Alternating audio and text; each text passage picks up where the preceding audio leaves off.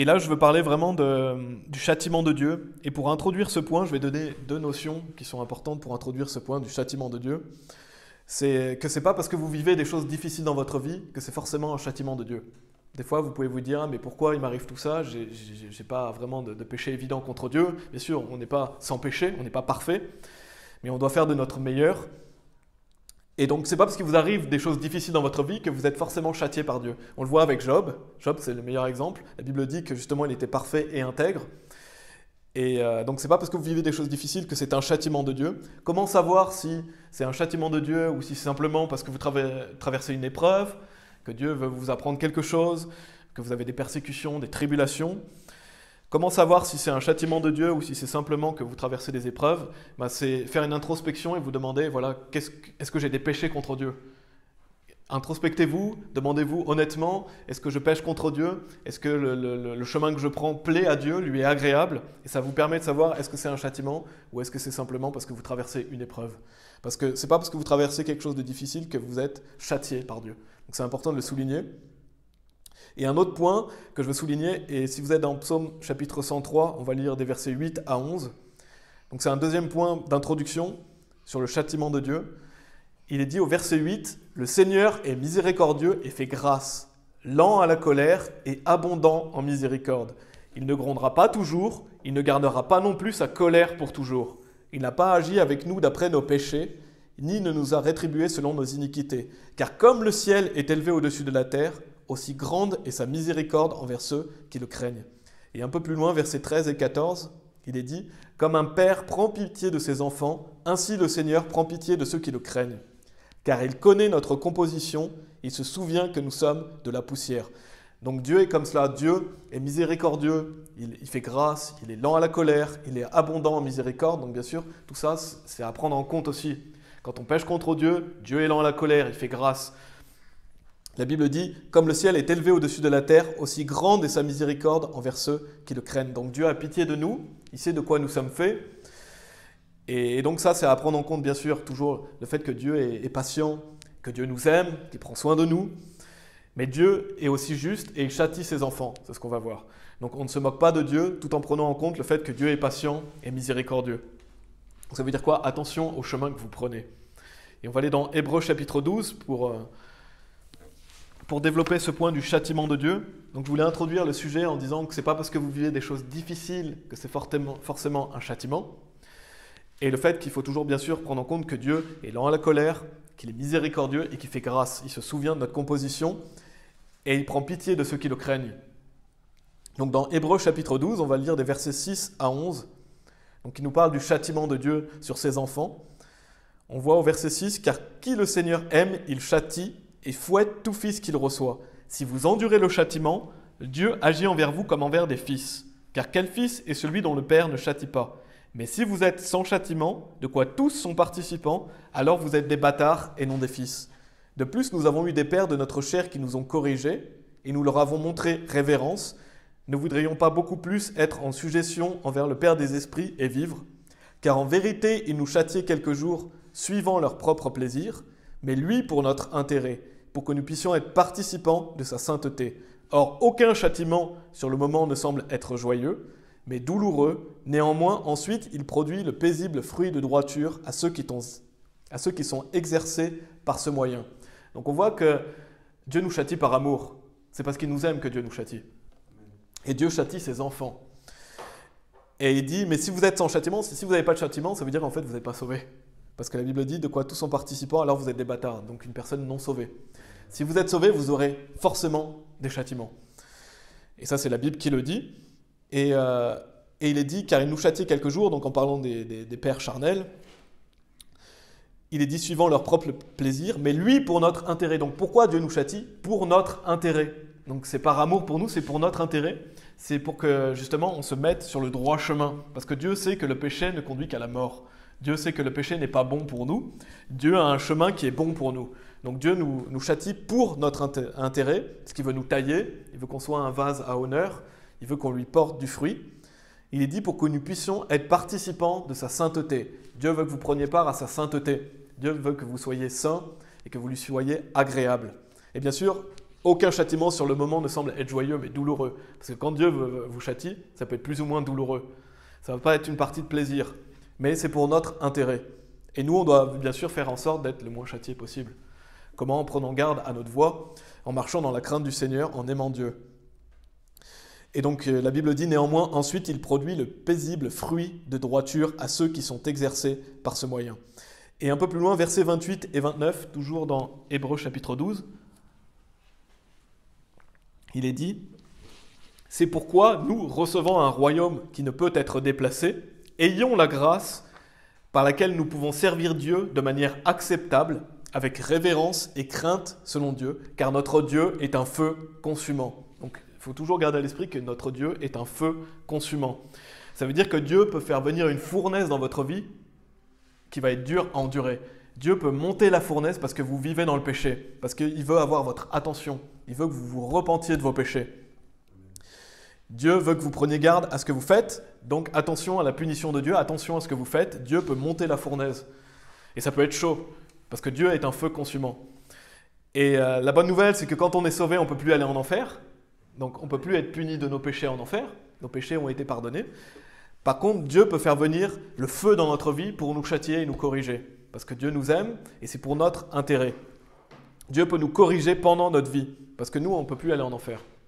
Les conséquences de nos péchés ont été payées, mais on peut être corrigé pendant notre vie. Et donc on peut être plus ou moins sévèrement châtié dans cette vie. Et je ne sais pas pour vous, mais je n'ai pas envie de vivre une vie misérable et douloureuse jusqu'à ce que j'aille au paradis. Je ne sais pas si vous avez envie de vivre une vie misérable, une vie douloureuse pendant 10 ans, 20 ans, 30 ans, parce que vous commettez des péchés et Dieu vous châtie, vous reprend. C'est pas ce qu'on a envie de vivre, cette vie misérable, cette vie mauvaise et douloureuse avant d'aller au paradis. Non, on veut vivre une vie saine, une vie pour le Seigneur, et en plus on en recevra une récompense. Et ça, c'est le Nouveau Testament. C'est Hébreux chapitre 12. Donc c'est pas l'Ancien Testament. Des gens disent oui, dans l'Ancien Testament, Dieu était un peu plus méchant aujourd'hui, un peu plus gentil. Non, c'est pas vrai. D'ailleurs, Dieu a encore plus d'exigences dans le Nouveau Testament. Et on va aller dans Hébreux chapitre 10. Hébreux chapitre 10. Donc là, dans ce deuxième point, je parle du châtiment de Dieu. Quand on pêche, Dieu va nous corriger, il va nous reprendre. Donc attention au châtiment de Dieu. On ne se moque pas de Dieu. Dans Hébreux chapitre 10, on va lire des versets 25 à 31. La Bible dit « N'abandonnons pas le rassemblement de nous-mêmes, comme en est la manière de quelques-uns, mais nous exhortons l'un l'autre, et ainsi d'autant plus comme vous voyez le jour approcher. Car si nous péchons volontairement, après que nous ayons reçu la connaissance de la vérité, il ne reste plus de sacrifice pour les péchés, mais une certaine attente effrayante du jugement et une indignation enflammée, qui dévorera les adversaires. Celui qui méprisait la loi de Moïse mourrait sans miséricorde par 2 ou 3 témoins. D'une punition combien plus douloureuse, supposez-vous, sera-t-il considéré digne celui qui a piétiné le Fils de Dieu et qui a estimé le sang de l'alliance par lequel il avait été sanctifié, comme une chose profane, et a agi avec malignité envers l'Esprit de grâce. Car nous connaissons celui qui a dit « À moi appartient la vengeance, je rétribuerai, dit le Seigneur, et encore, le Seigneur jugera son peuple. C'est une chose effroyable que de tomber entre les mains du Dieu vivant. » Donc on voit dans ce passage que ça nous parle aussi encore du châtiment, parce qu'il est dit « Mais une certaine attente effrayante du jugement et une indignation enflammée qui dévorera les adversaires. » Donc on voit cette notion de châtiment. Et il est dit aussi « Car si nous péchons volontairement », et il y a des personnes qui vont utiliser ce passage pour dire que si une personne pêche ou vit dans le péché, il peut perdre son salut. Et ce n'est pas ce que dit ce passage. Quand il est dit « Car si nous péchons volontairement », ça ne veut pas dire qu'on peut perdre son salut si on vit dans le péché. Il y a vraiment des gens qui utilisent ce passage pour dire « Ah, vous voyez, si vous péchez volontairement, vous allez perdre le salut. » Ce n'est pas du tout ce qui est dit ici. Quand on regarde le contexte, il est dit « Car si nous péchons volontairement après que nous ayons reçu la connaissance de la vérité, il ne reste plus de sacrifice pour les péchés. » Et donc des faux prophètes vont utiliser ce passage en disant « Vous voyez, si vous péchez volontairement, il n'y a plus de sacrifice pour le péché, vous allez perdre votre salut. » Mais posez-vous la question, quand il est dit « Plus de sacrifice pour les péchés », est-ce que ça parle du sacrifice de Jésus-Christ ? Et la réponse est non. On le voit au verset 4, ça ne parle pas du sacrifice de Jésus-Christ quand il est mort sur la croix pour nos péchés. Ça ne parle pas de ce sacrifice-là, ça parle des sacrifices animaliers, les animaux qui sacrifiaient dans l'Ancien Testament. Comment on peut en être sûr ? On le voit au verset 4, parce que ça fait partie d'un contexte. Souvent les faux prophètes, ils vont prendre des versets, les sortir de leur contexte, tordre les Écritures, et ils vont vous enseigner un salut par les œuvres en utilisant des versets comme ça qui sont un peu plus difficiles à comprendre. Mais pourtant, la Bible est claire, on le voit, le contexte, il faut toujours regarder le contexte. Au verset 4, il est dit « Car il n'est pas possible que le sang des taureaux et des chèvres ôte les péchés. » Donc quand il est dit « Il ne reste plus de sacrifices pour les péchés », ça parle des sacrifices qu'ils faisaient quotidiennement pour les péchés du peuple. Donc ça parle du fait que, voilà, il sacrifie un animal, par exemple, quand quelqu'un a péché contre Dieu. Ça ne parle pas du salut éternel, ça ne parle pas d'être pardonné devant Dieu et du fait d'aller au paradis ou en enfer. Non, ça parle du salut, le sacrifice quotidien, ça parle du fait d'avoir un pardon quotidien de nos péchés. Dans l'Ancien Testament, ils faisaient des sacrifices pour ça. Nous, aujourd'hui, on n'a plus cela. Qu'est-ce qu'on fait quand on pêche? On doit confesser nos péchés et les abandonner. C'est ce que la Bible enseigne. On confesse nos péchés, on les abandonne. Et donc, ce passage qui nous dit « Car si nous péchons volontairement », ça parle vraiment d'une personne sauvée. Si elle pêche volontairement, donc il n'y a plus possibilité de faire des sacrifices d'animaux. Donc Dieu va nous châtier, nous corriger si on pêche. Mais ça ne parle pas du salut éternel. Une personne qui a cru est pardonnée de ses péchés passés, présents et futurs. Donc le sacrifice de Jésus-Christ a couvert tous ses péchés. Elle a l'assurance d'aller au paradis. On ne peut pas perdre le salut. Jésus nous dit « Celui qui croit en moi a la vie éternelle ». Il ne dit pas la vie temporaire, il dit la vie éternelle, donc on ne peut pas la perdre. Et donc nous, quand on pêche contre Dieu, on ne subira pas les conséquences de notre péché éternel, mais on doit demander pardon, on doit abandonner nos péchés, on doit se mettre en règle avec Dieu. Et donc ça parle de notre relation avec Dieu, ça ne parle pas du salut éternel. Donc dans Hébreux chapitre 10, les gens qui utilisent ce passage et le tordent, vous mentent et trompent les gens en faisant croire qu'on peut perdre le salut, c'est un mensonge. Donc quand il est dit « car si nous péchons volontairement », on parle par exemple de personnes qui vont volontairement ne pas venir à l'église, volontairement vont vivre dans l'alcool, dans la drogue, dans la fornication. Et si ces gens-là, oui, vivent dans des péchés, alors attention, parce que la Bible dit « mais une certaine attente effrayante du jugement et une indignation enflammée qui dévorera les adversaires ». Dieu va corriger ces personnes, il va les châtier. La Bible dit, on va relire versets 30 et 31, « Car nous connaissons celui qui a dit « À moi appartient la vengeance, je rétribuerai, dit le Seigneur, et encore le Seigneur jugera son peuple. » Donc Dieu va rétribuer. Et on voit bien que ça parle de personnes sauvées, il est dit « Le Seigneur jugera son peuple ». Donc on voit bien que le Seigneur va juger ses enfants. Ou dans cette vie. Dans cette vie, vous serez jugés en fonction de vos œuvres, plus ou moins sévèrement en fonction de ce que vous faites. Et donc il faut s'attendre à être châtié si vous commettez des péchés. Verset 31, c'est une chose effroyable que de tomber entre les mains du Dieu vivant. Et ça, c'est une bonne raison de craindre Dieu, n'est-ce pas? Quand la Bible dit c'est une chose effroyable de tomber entre les mains du Dieu vivant, ça nous donne une bonne raison de craindre Dieu. On n'a pas envie de tomber entre les mains du Dieu vivant. On n'a pas envie que Dieu vienne et nous reprenne face à face. Je vais lire dans Ézéchiel chapitre 20. Je ne sais pas pour vous, mais je n'ai pas envie que Dieu s'occupe de moi face à face à cause d'un péché volontaire que je fais contre lui. Parce qu'on le voit dans Ézéchiel chapitre 20, verset 35. Je ne vais pas relire tout le passage, je vais simplement lire ce verset. Mais Dieu va punir le peuple qui faisait des choses malfaisantes. Et bien sûr, c'est dans un contexte particulier. Mais on peut reprendre cette idée pour un chrétien aussi. Parce que dans Ézéchiel chapitre 20, verset 35, il est dit, donc Dieu dit, « Et je vous amènerai dans le lieu inhabité des peuples, et là je contesterai avec vous face à face. » Donc, bien sûr, c'est un contexte, comme je l'ai dit, mais vous n'avez pas envie que Dieu il conteste avec vous face à face. Vous n'avez pas envie de vous retrouver dans un lieu où Dieu il va vous reprendre face à face. Parce que là, on voit cette notion de c'est une chose effroyable que de tomber entre les mains du Dieu vivant. On n'a pas envie que Dieu vienne et face à face, il nous reprenne. Non, ce n'est pas ce qu'on veut. Et vous pouvez aller dans Deutéronome chapitre 28, si vous voulez. Deutéronome chapitre 28. Donc c'est très important d'avoir une juste perception de Dieu, de craindre Dieu pour éviter justement bien des choses qui seront difficiles. Parce que si vous commettez des péchés, Dieu va vous corriger, vous châtier. C'est pas ce que je veux pour vous, c'est pas ce que je veux pour moi. Et Dieu est un feu consumant, on ne se moque pas de Dieu. Et on va aller lire dans Deutéronome chapitre 28. Je ne vais pas tout lire Deutéronome chapitre 28 parce que ce serait long sinon. Mais on va voir quel type de châtiment Dieu peut amener dans vos vies. Quel type de châtiment Dieu peut amener dans nos vies si justement on pêche. Et c'est des choses qui font pas rire, c'est des choses qu'on doit prendre très au sérieux. On le voit à partir du verset 15. On va lire jusqu'au verset 29. Je ne vais pas lire tout le passage. Verset 15 à verset 29, parce que ça va jusqu'au verset 68, je crois. Mais Dieu nous montre justement à quoi il faut s'attendre si on pêche contre lui.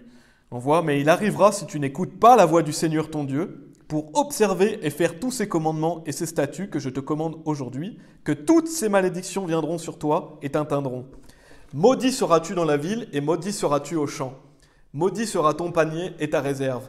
Maudit sera le fruit de ton corps et le fruit de ta terre, l'accroissement de tes vaches et de tes troupeaux, de tes moutons, pardon. Maudit seras-tu dans ton entrée, et maudit seras-tu lorsque tu sors. Le Seigneur enverra sur toi la malédiction, vexation et réprobation dans tout ce à quoi tu mettras ta main et que tu feras, jusqu'à ce que tu sois détruit et jusqu'à ce que tu périsses rapidement à cause de la malfaisance de tes comportements en ce que tu m'as abandonné. Le Seigneur fera que la pestilence s'attache à toi jusqu'à ce qu'elle t'ait consumé de dessus la terre où tu vas entrer pour la posséder. Le Seigneur te frappera de tuberculose et de fièvre et d'inflammation et de brûlures excessives et de l'épée, d'intenses sécheresses et de rouille, et elles te poursuivront jusqu'à ce que tu périsses. Donc on voit tout ça, c'est pas quelque chose qu'on doit prendre à la légère, c'est pas quelque chose de réjouissant. Mais Dieu nous donne ça justement pour qu'on le craigne. Et ton ciel qui est au-dessus de ta tête sera de cuivre, et la terre qui est sous toi sera de fer. Le Seigneur rendra la pluie de ta terre en poudre et poussière. Elles descendront sur toi du ciel jusqu'à ce que tu sois détruit. Le Seigneur fera que tu seras battu devant tes ennemis. Tu sortiras par un chemin contre eux, et tu t'enfuiras par 7 chemins devant eux, et tu seras chassé ça et là dans tous les royaumes de la terre. Et tes cadavres seront la nourriture de tous les volatiles dans l'air, et des bêtes de la terre, et aucun homme ne les effarouchera. Le Seigneur te frappera de l'ulcère d'Égypte, et d'hémorroïdes, et de gale, et de démangeaisons dont tu ne pourras guérir. Le Seigneur te frappera de folie, et ça je trouve que c'est vraiment une sévère punition. Imaginez-vous perdre votre esprit, mais c'est ce que Dieu peut faire. Il peut nous faire perdre l'esprit, il peut nous faire perdre la tête. Le Seigneur te frappera de folie, d'aveuglement et de défaillance du cœur. Et tu iras tâtonnant en plein midi comme l'aveugle tâtonne dans l'obscurité, et tu prospéreras pas dans tes chemins. Et tu ne seras qu'opprimé et pillé à toujours, et aucun homme ne te sauvera. Donc on voit ces sévères malédictions qui peuvent arriver sur vous, si vous vivez dans le péché, si vous abandonnez Dieu. Dieu peut faire venir tout ça dans votre vie. Et je vais m'arrêter là, mais vous pouvez lire jusqu'au verset 68. Donc jusqu'au verset 68, on voit toutes les punitions qui peuvent arriver dans nos vies. Et donc ça doit justement nous rappeler ce verset qu'on a lu. C'est une chose effroyable que de tomber entre les mains du Dieu vivant.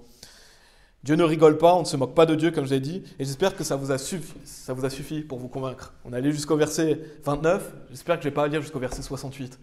Et si vous voulez, vous pouvez les relire chez vous. Mais j'espère que ça vous a convaincu et que justement, on pourra augmenter dans la crainte du Seigneur, la crainte qui lui est due. Donc on doit craindre Dieu, on doit confesser nos péchés, on doit les abandonner.